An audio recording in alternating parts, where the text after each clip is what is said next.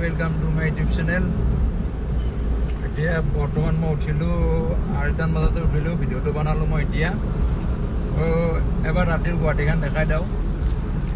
দেখিছেনে গাইজ, এখন গাড়ীও নাই কোনোফালে, অকল মই। ৰাতিৰ গুৱাহাটীখনত ঘূৰিয়ে ভাল লাগে, গাড়ী মানে একদমেই নাই। কিন্তু এতিয়া পোহৰ হোৱাৰ লগে লগে ক'ৰ পৰা যে গাড়ী আহিবা গুৱাহাটী, ট্ৰাফিকে ট্ৰাফিক। এতিয়া বৰ্তমান গাড়ী এখনো নাই। তো মই ধুনীয়াকৈ অনলাইন আহিছোঁ, বৰ্তমান ভাড়া লাগি আছে। মানে এতিয়া কি হয়, আপোনাৰ বাৰবিলাক খোলা থাকে। এতিয়া বাৰো কিছুমান বাৰ ছুটি হ'ল শেষ হ'ল, কিন্তু ভাড়াবিলাক লগা নাই। মই এতিয়া গণেশগুৰি ছাইডৰ পৰা আহি আছোঁ খানাপাৰা ছাইডলৈকে।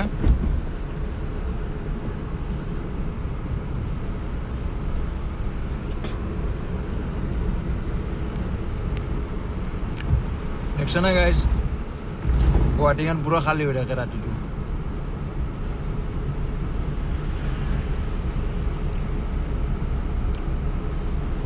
এতিয়া কি ভাড়া পাওঁ দেখাই দিম গোটেইখিনি। আৰু মানে 5টালৈকে উবেৰৰ ৰেটটো অলপ হাই দি থাকে। তো যদি ভাড়া লাগে ভালেই হ'ল, যদি আৰু নালাগে উপায় নাই। ৰাতিটো এনে টোপনি যোগাৰ কৰাৰ নিচিনা হ'ল। তো মই এতিয়া পাইছোঁ বৰ্তমান 6 মাইল পাইছোঁ, ব্ৰিজখন পাইছোঁ। এতিয়া মই মানে বিভান্তা হোটেল লিলি পেলেচিঅ' তাৰ ওচৰত থাকিম। ধুনীয়াকৈ ক'ত ভাড়া লাগে চাওঁ। তো ৰাতি আৰু ধুনীয়াকৈ গাড়ীতে অলপ টোপনি মাৰিলোঁ, মাৰি মোটামুটি 8টামান বজাত উঠিলোঁ। উঠি এতিয়া আৰু পুনৰ ভাড়া মাৰিব ওলাই আহিছোঁ ধুনীয়াকৈ। অলপ গণেশগুৰিখন ঘূৰিলোঁ।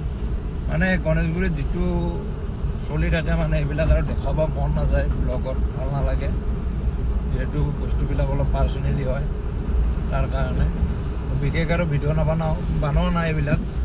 তো এনেই গুৱাহাটীখন দেখাই দিছোঁ বাৰু। আমি এইবিলাকতো চাই থাকোঁ আৰু গুৱাহাটীত কি চলি থাকে ৰাতিৰ মহানগৰত। কিন্তু দিনৰ গুৱাহাটীটো ভাল লাগে, কিন্তু ৰাতিৰ গুৱাহাটীটো বহুত বেয়া। ৰাতি হ'ল মানে আৰু বহুত বেয়া আৰু। ধুনীয়াকৈ বিমানটাৰ ওচৰত এতিয়া বৰ্তমান ৰৈছোঁ, অলপ টোপনি মাৰি দিওঁ। যদি ভাড়া লাগে গুচি যাম, যদি ভাড়া নালাগে ইয়াতে থাকিম। ইপিনে আছে আপোনাৰ হোটেল প্লেচিঅ', এই ফকাচ লয় হোটেল প্লেচিঅ', আৰু ইপিনে আছে বিমানটা। তো বৰ্তমান মই ইয়াতে ৰৈ অলপ ৰেষ্ট লওঁ। 1 ঘণ্টামান 2 ঘণ্টামান টোপনি মাৰিছোঁ। এতিয়া আৰু অলপ সময় টোপনি মাৰোঁ, যদি ভাড়া লাগিলে, নালাগিলে আৰু টোপনি মাৰিম। এনেও দিনত লাগিবই ভাড়া। মই প্ৰথম ভাড়াটো লৈ আহিছিলোঁ তাজ বিমানটাৰ পৰা পল্টন বজাৰ ষ্টেচনলৈকে। মই কাষ্টমাৰজনক নমাই দিলোঁ। টোটেল বিল আহিছে আপোনাৰ 291 বিল আহিছে। ৰেপিডতে লৈ আহিছিলোঁ, কিন্তু আজি উবেৰত ভাড়া মাৰিব নোৱাৰিলোঁ। গোটেই ৰাতিটো এনে থাকিলোঁ, কিন্তু ভাড়া মাৰিব নোৱাৰিলোঁ। তো আৰু নেক্সট ট্ৰিপটো ক'ত লাগে চাওঁ। এতিয়া বৰ্তমান ৰৈ আছোঁ মই পল্টন বজাৰ ষ্টেচনত। চাহ তাহ খালোঁ ধুনীয়াকৈ। চাহ তাহ খাই এইখনতে চাহ খাইছোঁ। আমি আৰু এইবিলাক হোটেলতে ভাল পাওঁ। বাকী এতিয়া আৰু ৰৈ আছোঁ ভাড়াৰ কাৰণে, ক'ত লাগে চাওঁ। মই উবেৰত মাৰিলোঁ, ৰেপিডত মাৰিলোঁ মই 800 টকা, আৰু উবেৰত মাৰিলোঁ মই 500 টকা। তো বৰ্তমান মোৰ এইখিনি আৰ্নিং। মই আছোঁ বৰ্তমান আজাৰাৰ এইখিনিত, অলপমান ৰেষ্ট লৈছোঁ। বহুত ভাড়া মাৰিলোঁ যিহেতু, মানে বহুত টাইমে ধৰি ভাড়া মাৰিয়ে আছোঁ।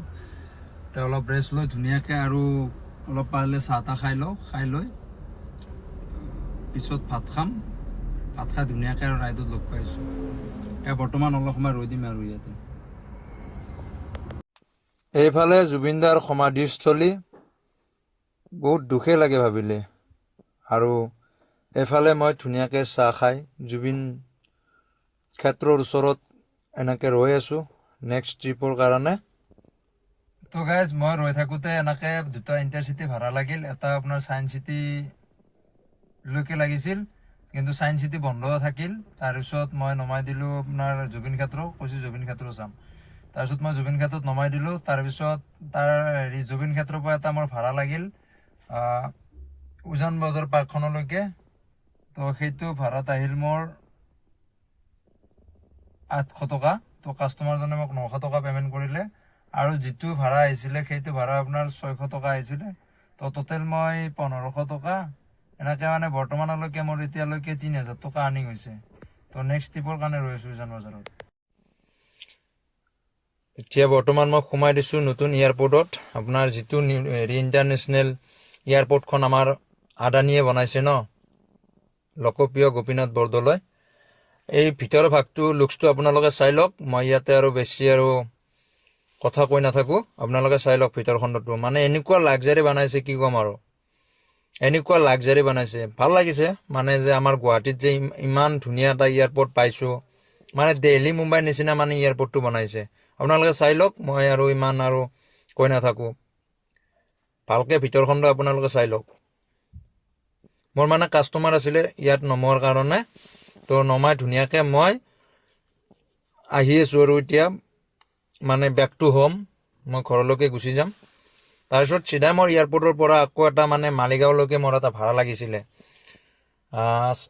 450 টকা।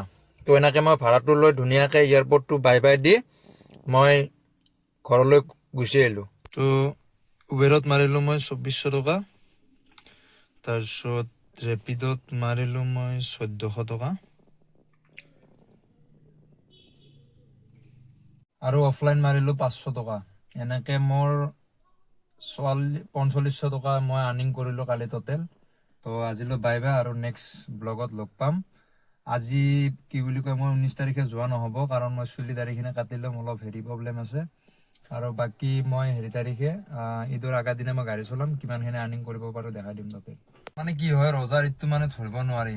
আজি মানে 19 তাৰিখো হৈ যাব পাৰে, 20 তাৰিখো হৈ যাব পাৰে। তাৰ কাৰণে মই 19 তাৰিখে বহি দিম, দাড়ি চুলিখিনি ধুনীয়াকৈ কাটি পুৰা আৰু বিন্দাছ। কিবা কিবি অলপ বজাৰ আছে, মোৰে বজাৰ আছে, কিন্তু ঘৰৰ ফালে বজাৰ নাই।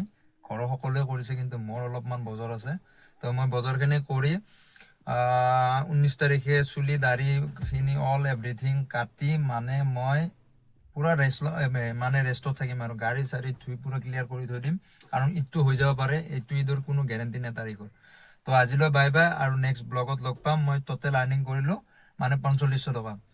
তো মানে ভিডিঅ'বিলাক ভাল লাগিলে লাইক কৰিব, শ্বেয়াৰ কৰিব, কমেণ্ট কৰিব, আৰু নেক্সট এনেকুৱা ব্লগ আপোনালোকে পাই থাকিব। বাকী বাই বাই।